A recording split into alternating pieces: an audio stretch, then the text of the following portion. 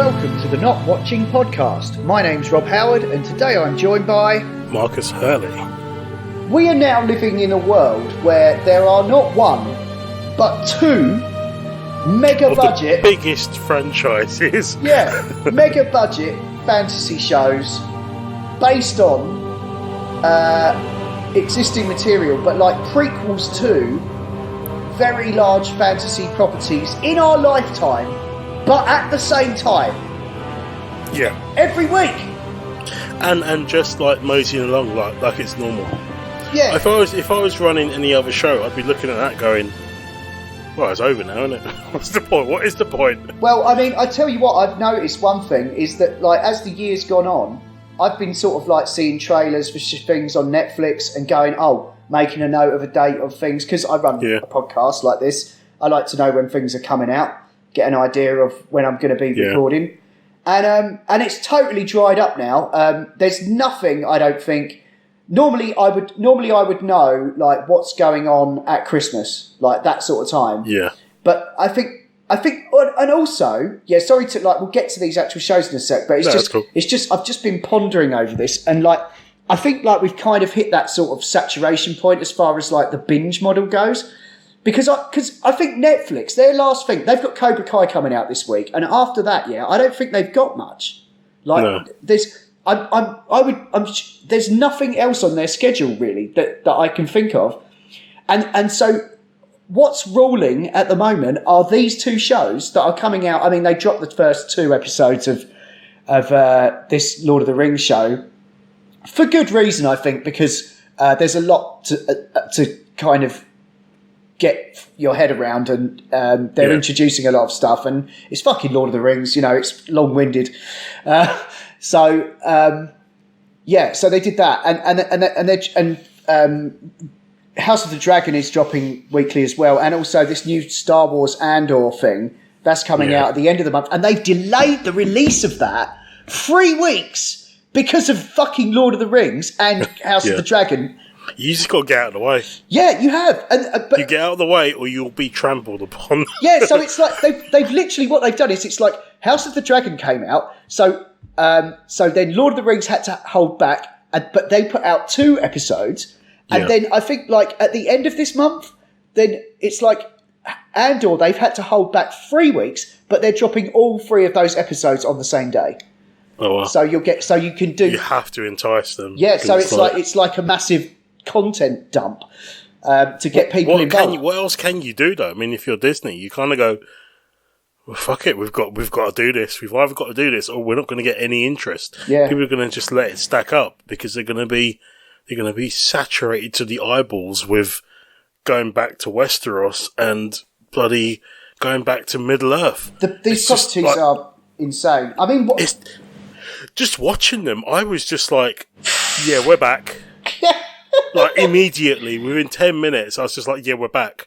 We're back in Middle Earth. This is like I'm watching one of the films. Yeah, and you could say, I think almost you could, if we just don't say what the name of the show is, and just review them at the same time, we can probably say it probably counts on both counts. Like, it's true for both things. We can probably review these both at the same time. Yeah. Because I swear to God, even if we try to do it separately, I'm going to be like, are you talking about House of the Dragon now or Rings of Power? Yeah. Because they both are the same fucking thing. Like, I know they're not. There are subtleties and they are their own entities. But they are both so... They're just... You could describe it's just them. You sit down and you just think, yeah, I want one of those. I want one of those. I want that sword. I want that creature. It's like, I've been to this place before. I remember that when there was a dragon there. Like, I'm talking about Khazad-dûm, not fucking Dragonstone.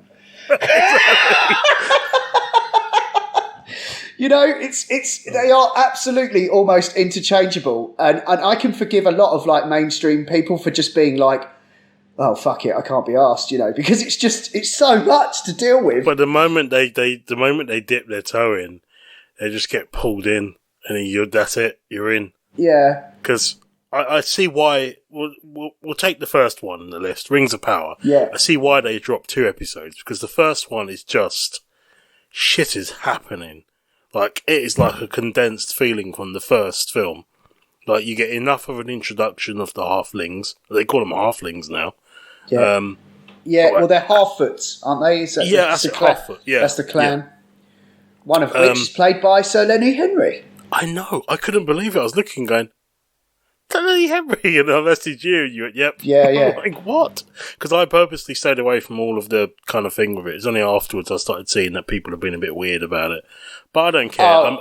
I'm dipping out of all of that because I'm just enjoying the show. Yeah. It's a story. It's a fantasy story. You know who these people are. Anything anyone else has got to say on the matter does not matter. It's just a story. These are the characters. Watch it. Enjoy. Some of the flaming this has been getting online has been fucking disgusting, quite honestly. Yeah, exactly. But that's the thing. It's just people's entitlement, and it's people's vitriol, and people are just... Yeah, it's the sadness of humanity, to be honest. It's the reason why the realm of men is weak in the Lord of the Rings world. Yeah. Men are weak. Yeah. The realm of man will not stand for it. Yeah, fuck those dickheads, honestly. The thing is, they're like, oh, Tolkien didn't write this and that, and it's like, well, yeah, but fucking George Lucas didn't write The Mandalorian, but are we gonna No, exactly. worry about that? You're giving people that have a reverence for the material, the opportunity to tell more stories in that world. And the ironic thing was, anyone taking a slightly racialist view on this, Tolkien actually spoke out against that. He basically said, someone asked him if he was Jewish or whatever, and he said he wished he was Jewish. Because then he would have someone to stand up kind of for and stuff. He was quite openly spoken about. Yeah. The whole thing. So I just find the internet's a very secluded place where people go and band together in little tribes and kind of echo each other out, and then they just get shouty and just go, yeah! And as long as they've got two other people also shouting, yeah, it doesn't matter if you're basically a cave troll. Yeah,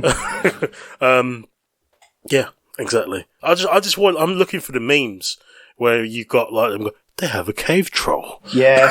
Well, they've already done a little bit with the ice troll at the start. I mean, that was awesome. It's fair game. Haven't really got time to get into it in massive detail, but like essentially you've got Galadriel, like the elves. They kind of like, that's how the show opens, all about the elves because they've been around for ages.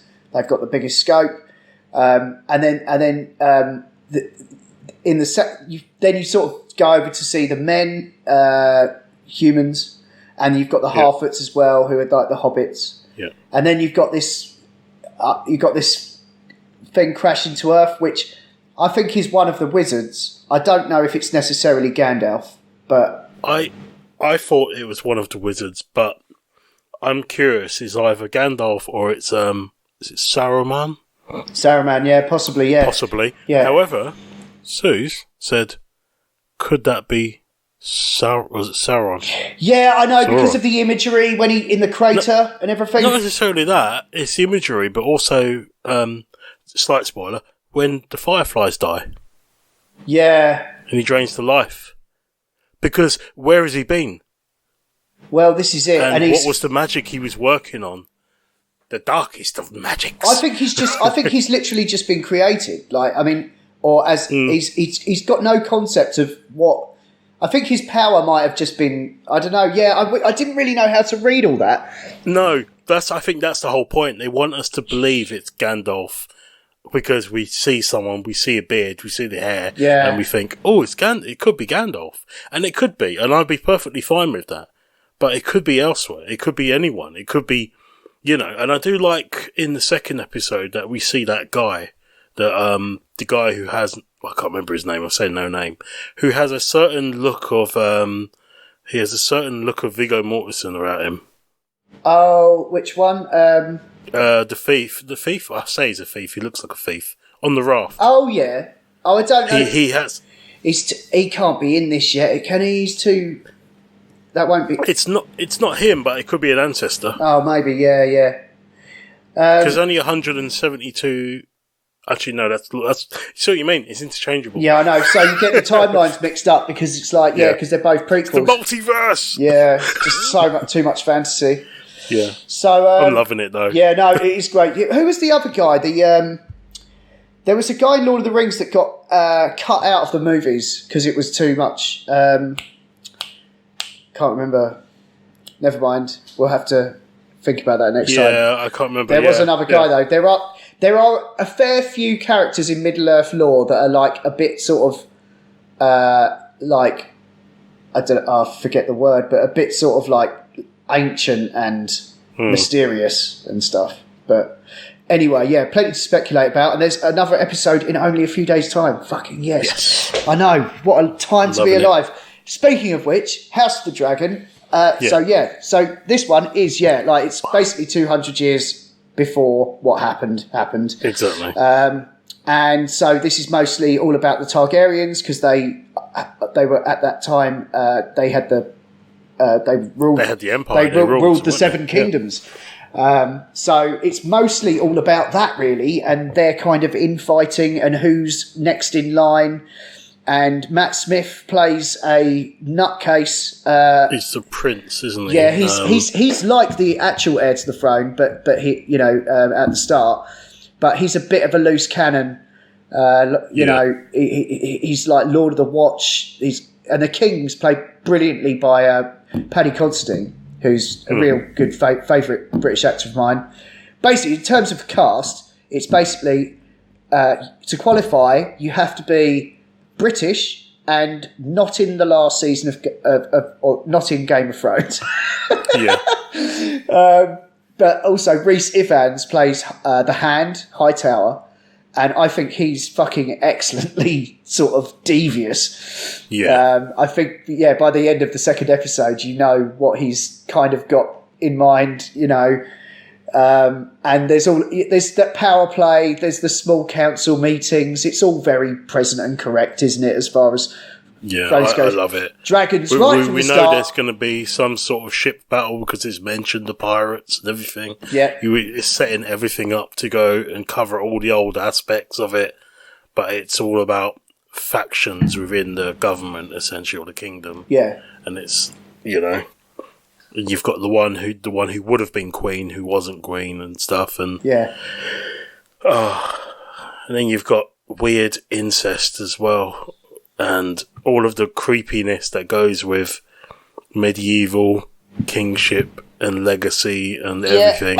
And I love how they don't pull it. It's cringy and horrible, but I love how they've gone, this happens. How do you think royal bloodlines perpetuate? It's a nice early use of early C-section type indeed. attempt. Yeah. Let's call it an attempt. Oh, crikey. God, that made me wince. My God. It's just the bit where he goes, we're going to bring the baby out now. Yeah. And it's like... And then she's like, just start and you just look at her face, it's like, oh, what? Oh, right, okay, you're going to murder me now. Yeah, and like the more, and it's just a slow way that they grab her limbs, and then you're like, oh shit, and it's just it's so brutally Game of Thrones, isn't it? Yeah. It's just always go the extra mile, don't they? But I noticed actually this is set up by a lot of the guys who worked on the later episodes of Game of Thrones, like the directors and stuff. But one director who wasn't involved before was Greg Ianantes, and he did a lot of the show Banshee, which I rate very highly and bang on about all the time. And so he's done the last two, the episode 2 and 3, and very good they are too. Good to see him, getting to the top of his game. Directing one of the biggest shows of all time, so I think this has got legs. They've renewed it for season 2 already. Much like I think Rings of Power is just going to be 5 seasons, whether anyone watches it or not, because it just costs. Why not? It cost them 5. I think it was like the whole show was like the budget on that Lord of the Rings was like 800 million, and I think 500 of that was just getting permission to do it. Bloody hell. But that's Amazon for you. Yeah. Sorry, if you heard something flying overhead, that was just a supersonic dragon. Oh, right, okay. Yeah, well, it's like they're willing them into reality, I suppose. So yeah, that's Lord of the Rings, Rings of Power on Amazon weekly as of now. I'm not sure. It might all be out by the time this comes out. I don't know. I'm not sure when this is coming out. And House of the Dragon, likewise, they're both going to be it's like the Monday show and the Friday show for the next fucking 2 months. Hurrah! Oh, so good. Anyway, a few other notable shows that have occurred since we last spoke. And wrapped up. And wrapped up pretty much. Well, some of them, yeah. There's been whole streaming services that have appeared since we last spoke on this show. Anyway, but we'll get to that in a minute. First, wanted to mention Obi-Wan, which was a much anticipated show on Disney Plus, with Ewan McGregor returning in the role, and also Hayden Christensen returning as Vader, Indeed. which I thought was quite a successful move, I think, overall. Yeah, I thought, well, he wasn't hated, I thought he was quite welcomed. I thought he returned and he brought more to the role than he had previously. Yeah. I think the weight of realising what a role he was playing, and this time round actually thinking, no, I need to give it more, because I don't want to say the respect or the disrespect he had to the role before, but it's just, I think he was just young, and you think, oh yeah, I'm in Star Wars, this is cool, it's all CGI and stuff. It's the writing, and it's really. me. It's the writing, really. Yeah, but now he's sort of like, yeah, he is Vader. I think basically he didn't really deliver the sort of pathos or, the sort of balls really that such a sort of iconic role deserved. I think he's sort of. I think if he had more time to absorb what the role was and who he would have become, like obviously who Vader is and stuff. Yeah. But I mean, with more time to genuinely absorb that, I think we would have seen more of his malevolence. I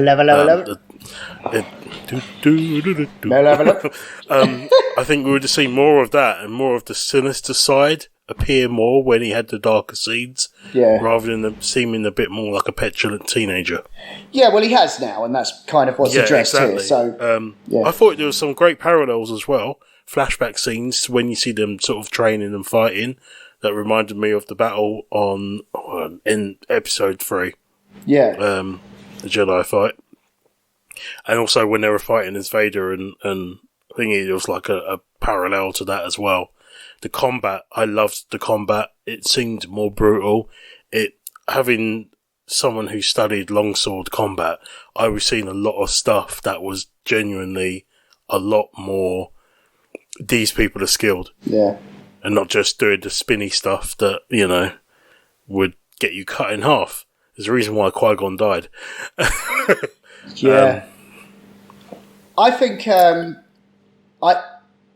my only issue with it was that there were obviously a lack of stakes, because that neither of these they're both gonna get out of it alive. There's no worrying about that.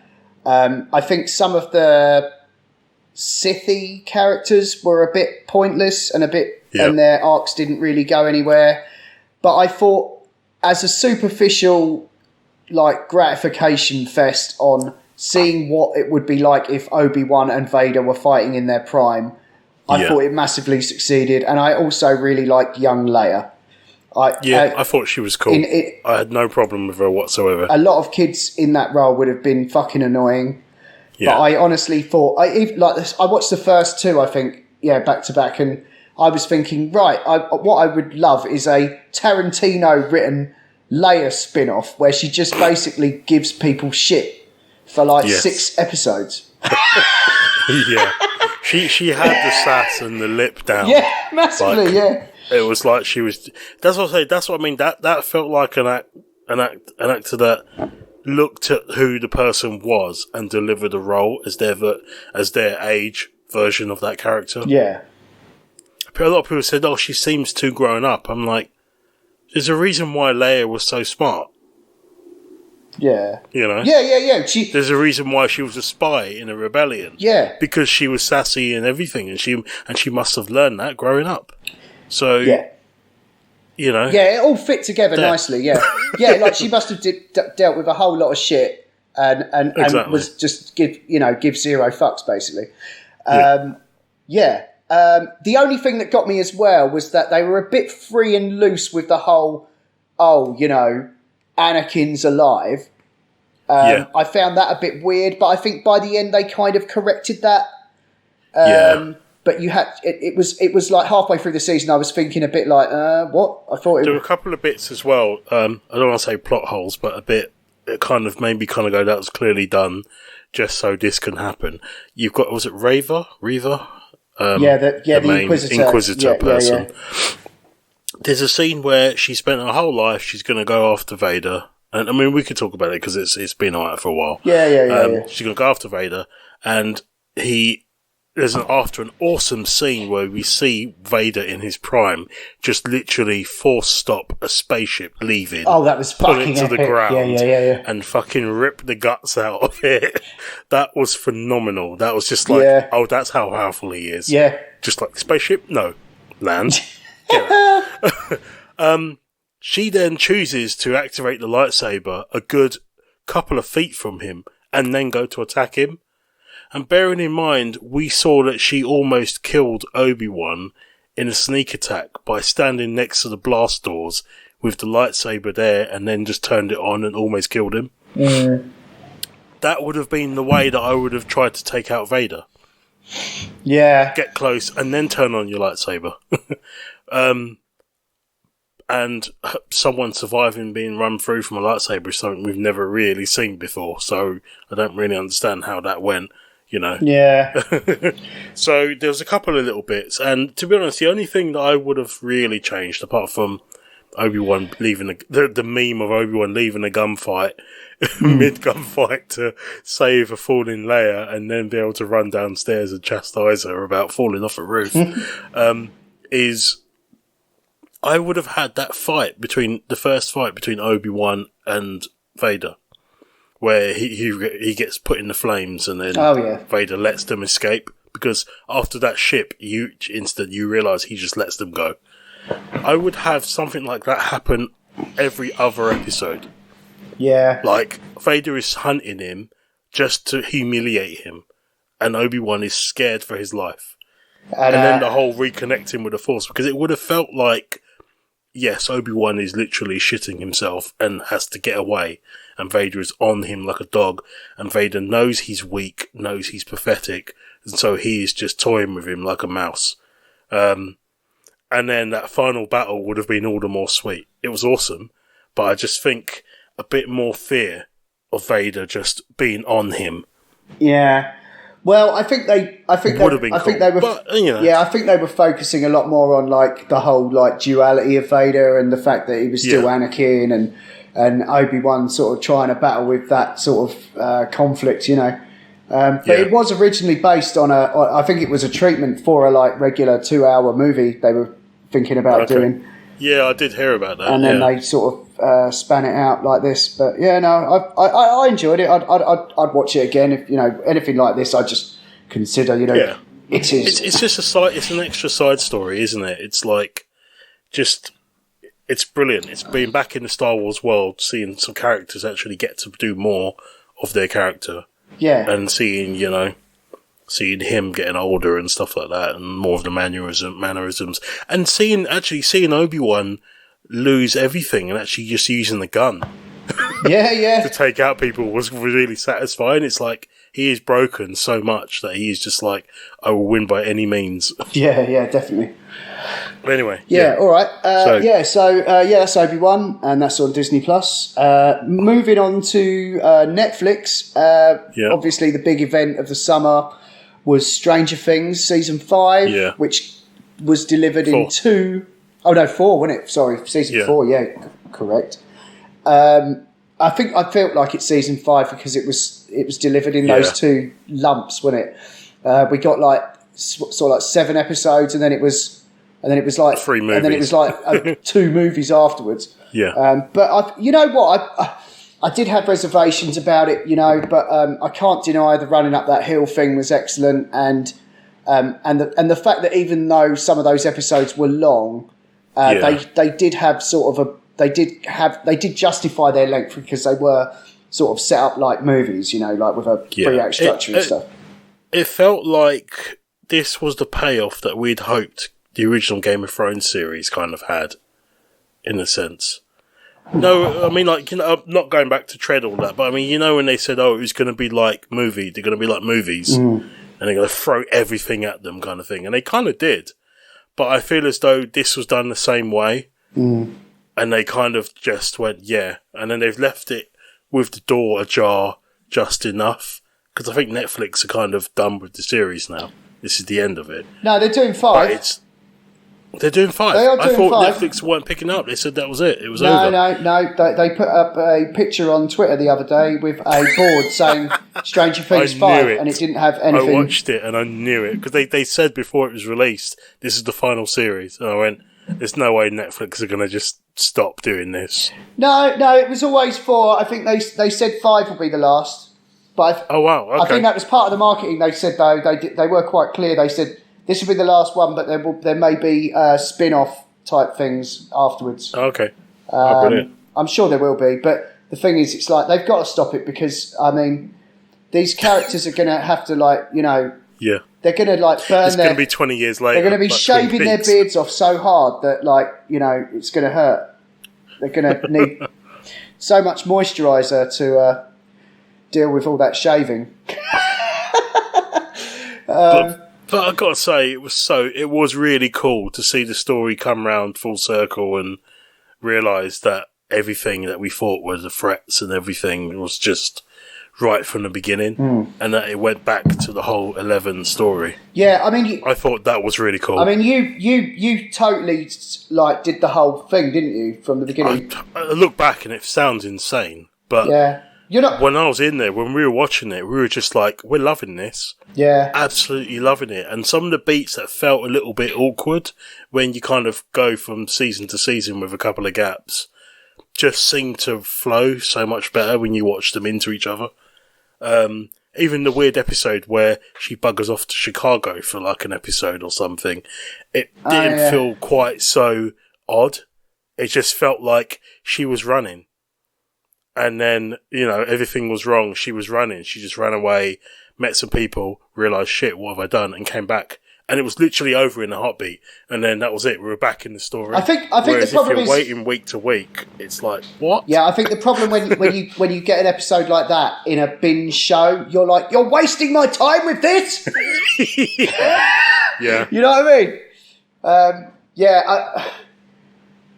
I know, like, the thing is, it's like, I would have liked to have gone back and done them all, in the same way that I almost forgot to add this to the running order, but Better Call Saul, like, I would have quite loved to have gone straight into a rewatch of Breaking Bad after that, but there's just so much shit on that I just can't really devote my time to that when I've got all these other shows I haven't watched, but I will do it. But yeah, Better Call Saul was ace. I left it off the list because I don't think you're caught up on it, are you, really?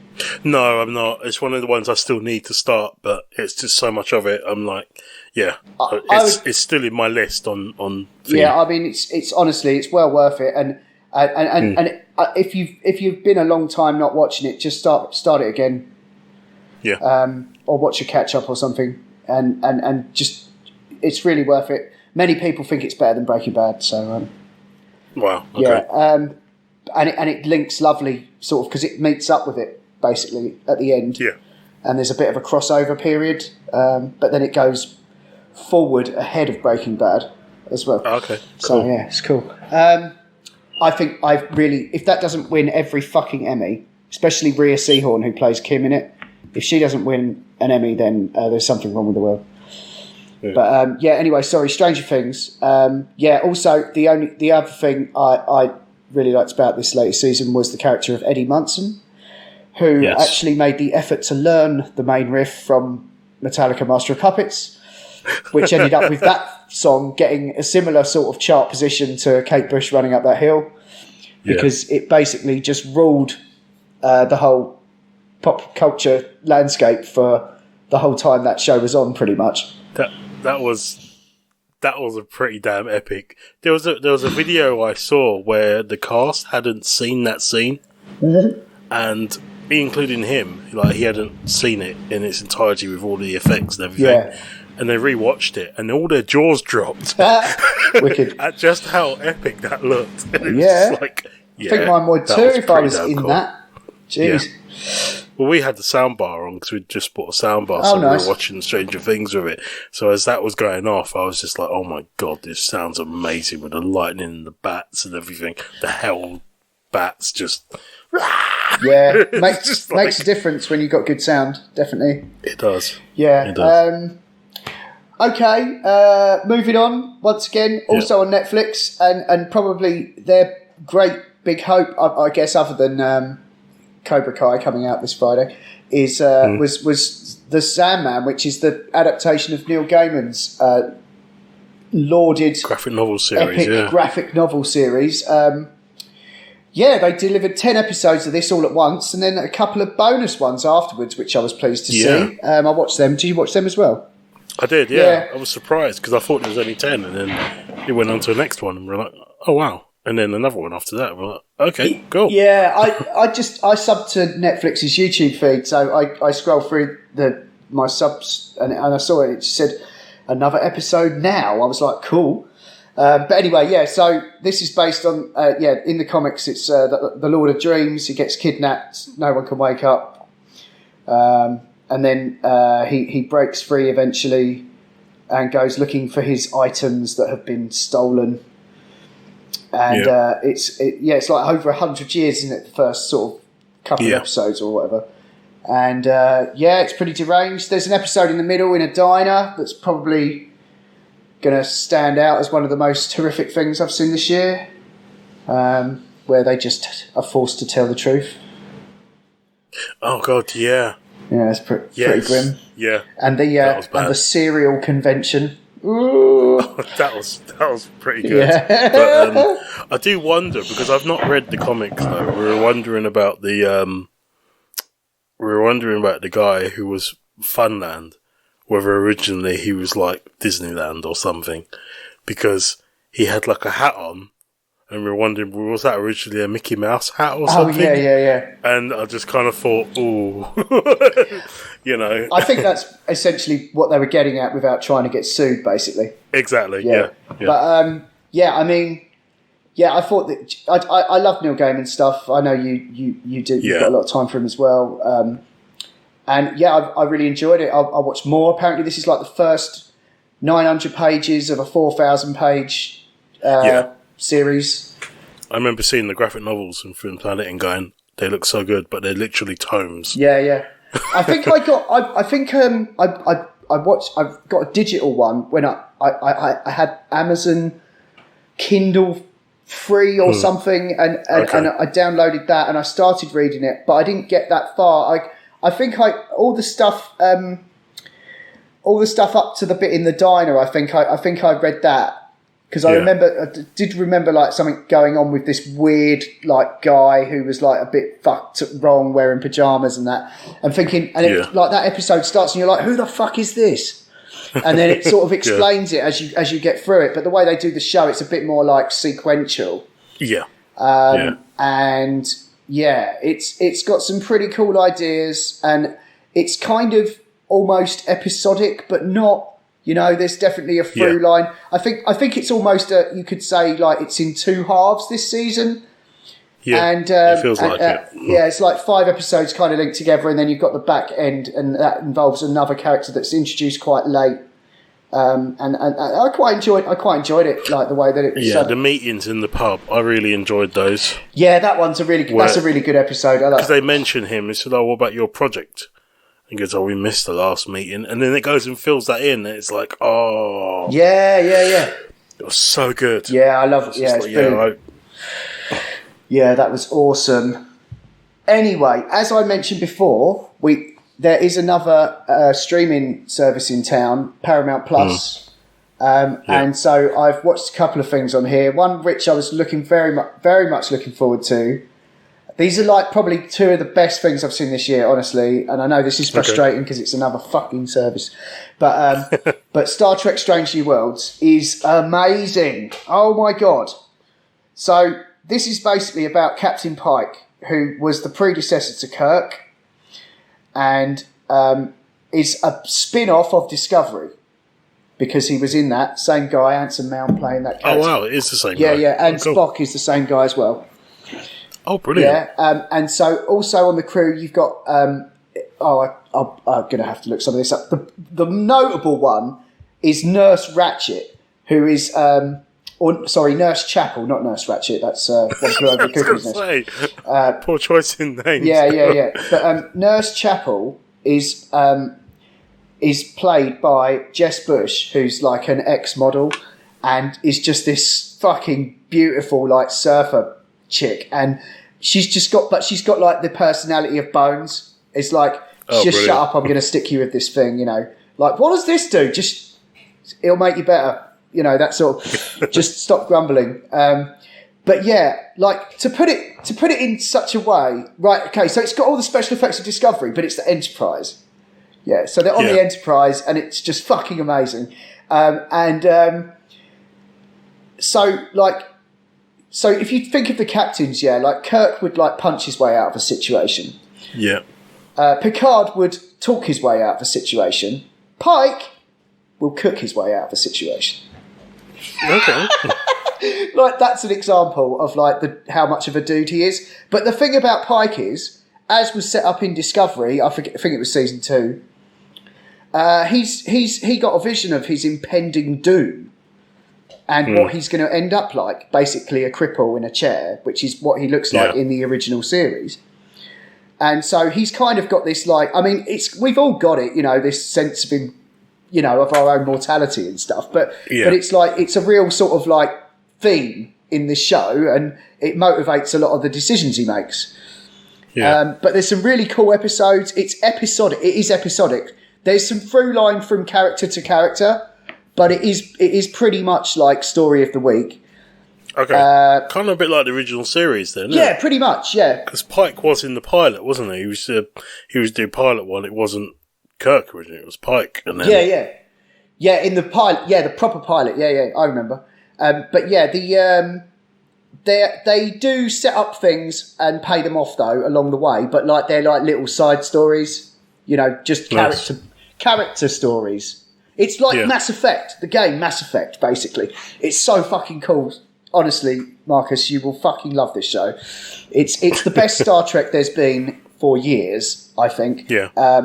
It's got a wicked soundtrack at the start. The special effects are amazing. There's an episode that's basically aliens in it. Awesome. Where they go to a place that's deserted and there's horrible gribbly things climbing out of people. It's pretty blatant.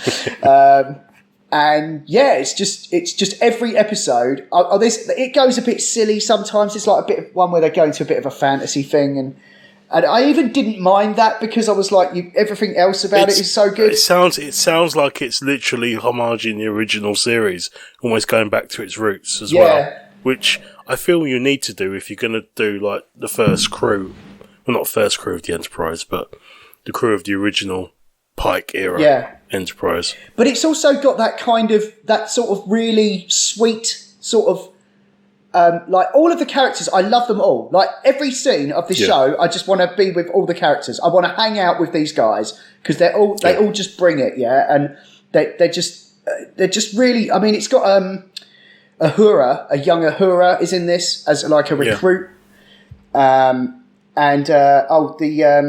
the number one is played by what's her face, Rebecca Romijn, who was Mystique in X-Men.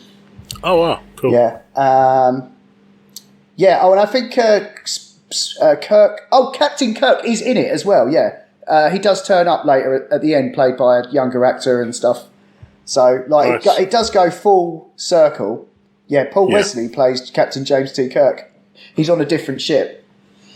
I think, I know you've got plenty of time for Star Trek, and definitely. It's very much... Like I said, it's in my bones. Yeah, exactly. So, I mean, I think you'll be very impressed.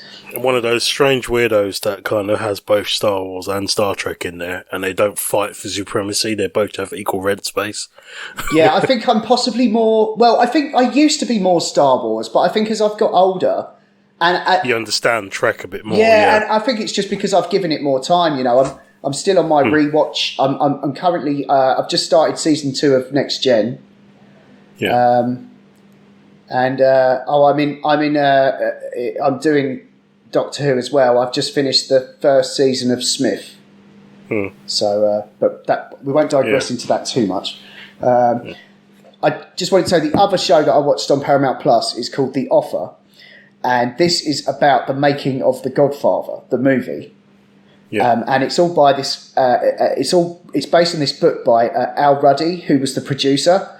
But what they've done is they've cast like all of the people involved. So Francis Ford Coppola, Marlon Brando, Al Pacino. Oh wow! all of the people in the film are in this, and also like that. But the other characters that behind the movie are as interesting as the ones that are in it. Like you've got this character, one of the characters who was the boss of Paramount Studios at the time, was called Robert Evans, and he's like this kind of sort of a Michael Caine type dude who's just like this massive charisma man who is just like, it's just like this real character. Like I don't know how else to explain it.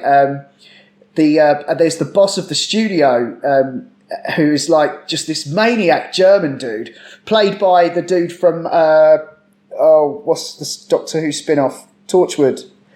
Barrowman? Yeah, not Barrowman. No, the other. You ever got Owen when he played Owen? Yeah, I think so. Yeah, the guy who was he died in Torchwood. What's his name? Yanto. No, it's the guy Bern Gorman. Owen. Yeah. Sorry, you're right. First time. Yeah. So yeah, he's absolutely bringing it.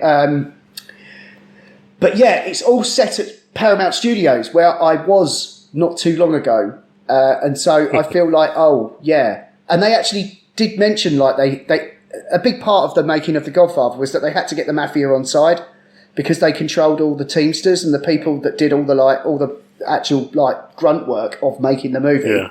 If they didn't keep them on side, they'd stop the film from happening. And so, like, they eventually, like, they did a proper screening in New York for all the mafia. He stole the film from Paramount, flew it on a plane to New York to show the mafia. Otherwise, they'd get upset. And and one of their other stipulations was you can't say the word mafia in the movie because it's a derogatory term. So they had to remove it from the script. But it's a really interesting story. I've read books about it as well, so I'm sort of quite clued up. So I was just loving this sort of like play out, you know, over 10 episodes. Yeah. It was all on there as soon as Paramount Plus launched. So I just binged the fuck out of that. It's absolutely awesome. I love it. I wish they'd do another one for the second Godfather movie, but it just won't be the same story because so many people aren't involved, you know. The story behind the first Godfather is remarkable because it was in many ways the birth of mainstream cinema blockbusters. You know, like they were doing their nut about, like, they said you've got to cut the movie down because it's 3 hours long. Like, we can't show it enough times. Yeah. So they said, well, why don't we just open it everywhere then at the same time? They never used to do that. Yeah. Like that. And no.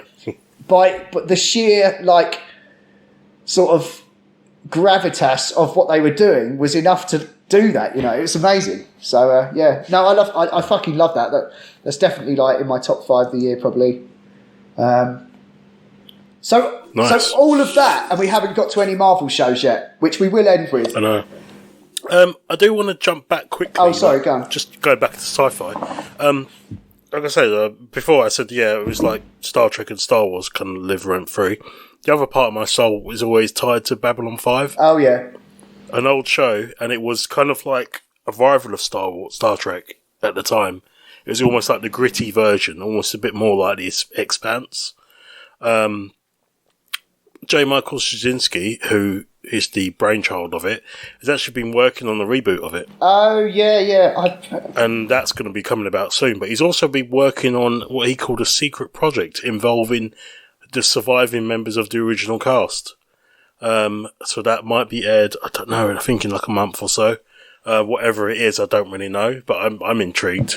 Just thought I'd mention that, because there's always been a big worry of B5, and it's like, oh, how can you do, the typical things, how can you reboot it? The original cast must be involved, but a lot of them are no longer with us, so, it's one of those series that looks a bit silly from the first couple of episodes, but the more you watch it, you get pulled in, and it's such a crazy, intricate story that loops in on itself and everything, and it's just insane. It was one of my first experiences of seeing something that had a story like that. Yeah. That carried on and on and on and on, to the point where I remember, I think I was in my college days, where I saw the last episode of it. And it ended with, there's like you get the data blast kind of things like old video game shows used to have, where it's super, you get like the credits going up and it's super quick. Yeah. They did like a really cool end sequence where you had the credits going really fast, and it had all the crew standing there, and it had all the ships flying overhead during the daytime. Yeah. So they I just remember that, thinking, oh my god, I've just seen the end of Babylon 5. And then you're not knowing what to do with the rest of with myself the rest of the day. But yeah, no, I'm quite excited to see what happens with it, like either the special or the actual remake and stuff, because I genuinely think if they can retell that story with the way that they make films and make TV shows now, it would just be great. Well, it sounds It'd like, just be so I'm seeing great. this tweet here, he says it's not going to be the same story. No. Well, that's the thing, it won't be exactly the same, but because apparently he thought of it all up when he was in the shower. It was literally one of those like random ideas, a eureka idea, and I think he doesn't want to taint the original series, so it would just be nice to go back, but I'm just curious what the project is as well that is set in the same world.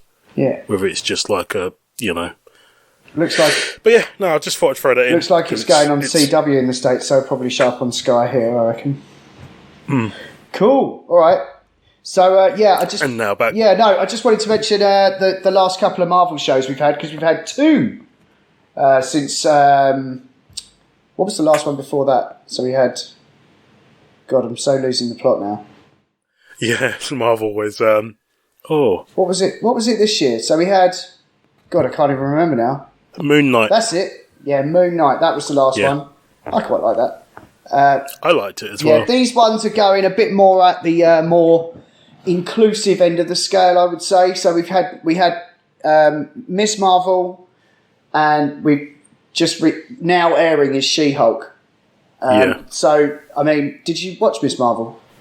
I did. I enjoyed it. I thought it was a nice different story, because I don't really know anything about the Kamala Khan character, other than I know that she is a nice way of almost trying to bring back the name of a character as something else. It's almost like a retconning of the Marvel world in a weird way. Yeah. I think I sat and tried to explain the difference and the loopings between Captain Marvel, Carol Danvers, and Miss Marvel. Yeah. And the nightmare that is to untangle. It's like, it makes George R.R. Martin's book world of Game of Thrones seem like a simple, straight line. Yeah. But yeah, I to be honest, I've just shut my brain off and just gone, I've just enjoyed it. And it's like, okay, this is what they're doing with it. It's pretty cool. The main character seemed fine. She didn't seem annoying. I quite like that she has this weird sort of almost ADHD element where she's kind of drifting off and away with the fairies a lot. I thought it gave her an interesting, natural kind of feel as a teen. Like, she's attention thingy, thinking of fighting bad guys and all that sort of thing. Almost like a fan. She's literally a fan. Yeah. I liked it. I thought it was really cool, and also nice cultural sort of things as well. We get to see a lot of sort of Indian culture as well, and it went into the whole... I thought it was a nice way of addressing this is what makes Pakistan and makes India India, and did you know they were one country and stuff. It's like a history lesson in a weird way without it stopping to teach you. Yeah, I think that that's probably the most I got out of it. I think was the sort of the cultural aspects I appreciated. I like the sort of the presentation of it, the lightheartedness reminded me a bit of the Spider-Man movies. Yeah, it's almost like a bit Miss Marvel version of Morales kind of way, that kind of light-hearted urban feel to it. So I quite enjoyed it, and the cool little end credit sequences and stuff. Yeah. And the innovative way that they talk about ideas and all of these things happen, like graphics will appear on the side of buildings and almost like, you know, when people do texting now, it pops up in the 3D space. Yeah. It's kind of like another idea of how to do that. Yeah, it reminded me almost a bit of Spider-Verse, you know, like the way that it sort of presented itself and that. Yeah, no, I thought it was cool. And then we've got She-Hulk. That's just come out and is currently airing. I've seen the first 3.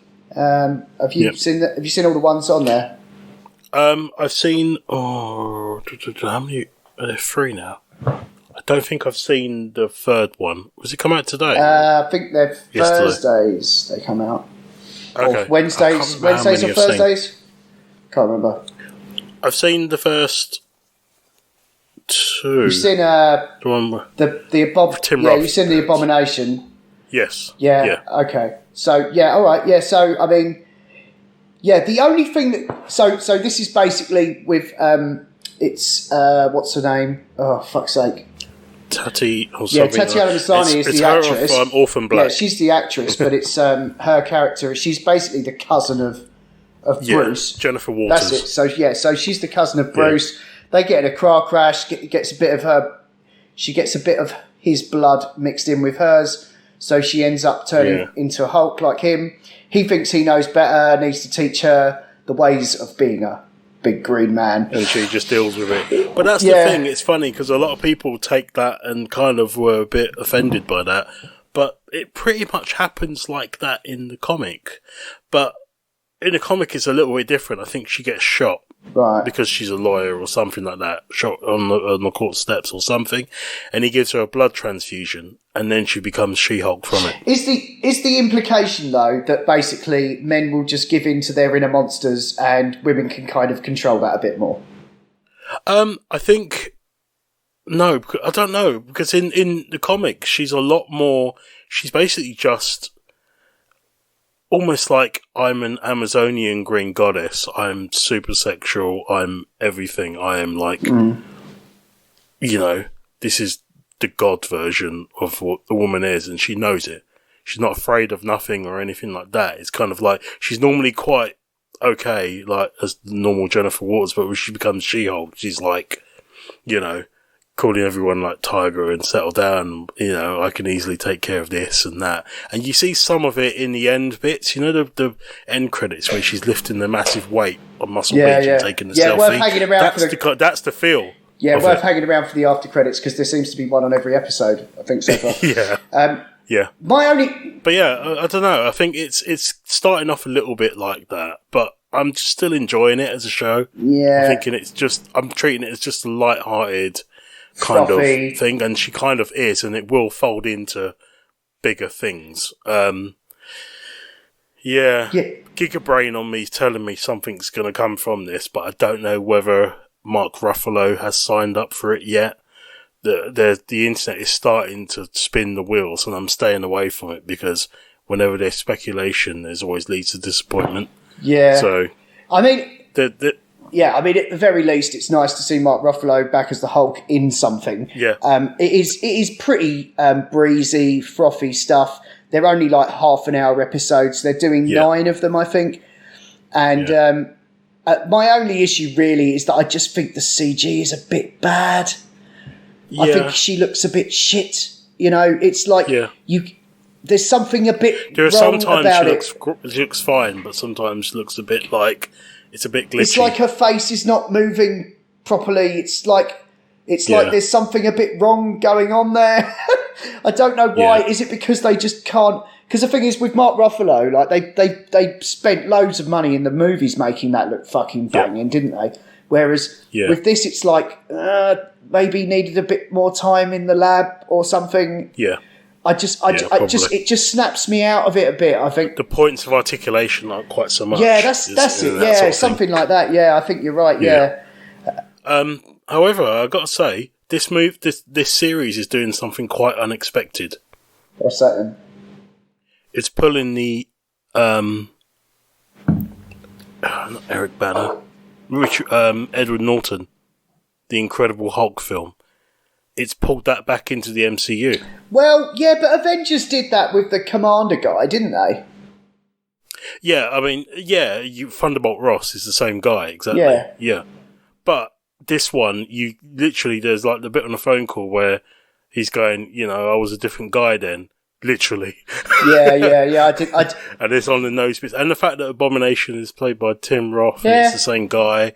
And he, they say, well, what about Brooklyn? You lost your mind, went nuts, and all that sort of thing. And I'm wondering whether they're bringing that in, because that was a much more rageful Hulk. And the Hulk we see in Avengers, he's kind of controlled it a bit. Which is why he goes, what's the secret? He goes, I'm always angry. And he just turns. So that's a different stage of Bruce along the line than even earlier Bruce, where Hulk is a pure rage machine. Yeah, I mean, to be honest, I think the whole Hulk arc is pretty slight, isn't it, really, in the MCU? Yeah. There's not a lot of it. He shows up, but he's almost there as like a weapon. And nothing really more. It'd be nice if he gets to do a bit more. I mean, we do see him kind of off in a spaceship flying off somewhere. So I'm curious where that's going. I suspect I know where that's going, though. Right. Do you remember when... I've got this is speculation time by Marcus. Do you remember when I said that Thor Ragnarok was two films mashed together? Yeah. Which is why he was like a gladiatorial arena guy in this place, and then they turn up. Planet Hulk? Or Planet Hulk or World War Hulk, I think. Right. One of the two. Okay. He basically says he's got something to go and take care of, which makes me think that something's happened on his planet. The ship looks like it's from that planet with the Grand Master or Grand, whatever it was. It looks like it's from that kind of era. So I'm wondering whether he's going back there and something's happened. Because... in the original comic, I think he enslaves that. Well, he basically goes there, becomes a gladiator, and then takes over the world. But people are wondering whether this will lead to him breaking and losing control, and we finally get to see Worldbreaker Hulk, because Hulk is kind of on a limited time span now. Mark Ruffalo, he's repeatedly said he's done with the role. He's basically Daniel Craig saying he's done with Bond. But they squeeze in a little bit more out of him and a little bit more. So I'm wondering whether they've just gone, you know what, sod it, we'll give them what they want, and we'll get to see a completely unhinged Hulk going nuts in a far-off world. Cool. Yeah. Actually losing his shit completely, and we get to see a Hulk that is just unchained. Wow.